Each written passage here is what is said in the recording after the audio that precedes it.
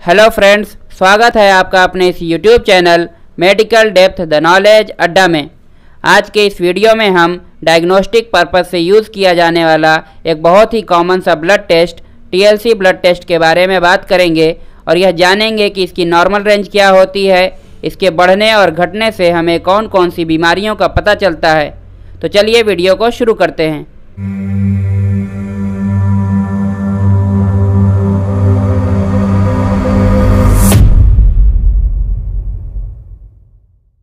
दोस्तों, टीएलसी का पूरा नाम टोटल ल्यूकोसाइट काउंट होता है।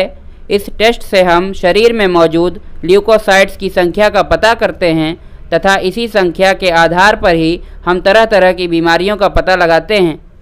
जब हमारे शरीर के अंदर किसी भी प्रकार के बैक्टीरियाज इंटर करते हैं तब सबसे पहले यही ल्यूकोसाइट्स उन बैक्टीरिया से लड़ने के लिए सबसे ज़्यादा अमाउंट में रिलीज़ होते हैं।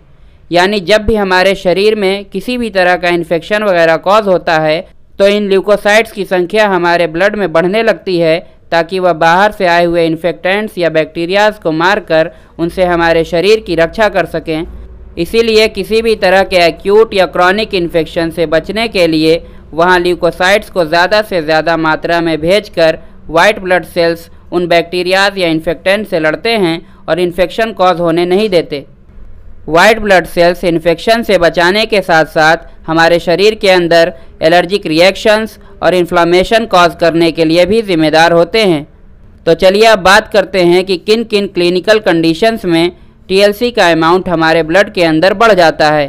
दोस्तों, किसी भी तरह के इन्फेक्शन के होने की वजह से हमारे शरीर के अंदर ब्लड में टीएलसी काउंट बढ़ जाता है। इसके साथ ही अन्य क्लिनिकल कंडीशंस जैसे कि ल्यूकेमिया, ट्रॉमा, टिश्यू इंजरी, किसी भी प्रकार की एलर्जी, स्ट्रेस, ट्यूबरकुलोसिस यानी कि TB, bone marrow diseases, asthma यानी कि सांस लेने में दिक्कत, प्रेगनेंसी, किसी भी तरह के इन्फ्लामेशन या इन्फ्लामेटरी कंडीशंस जैसे कि आर्थराइटिस और बाउल डिजीज़ भी हमारे शरीर के ब्लड में टीएलसी काउंट बढ़ने के लिए ज़िम्मेदार होते हैं।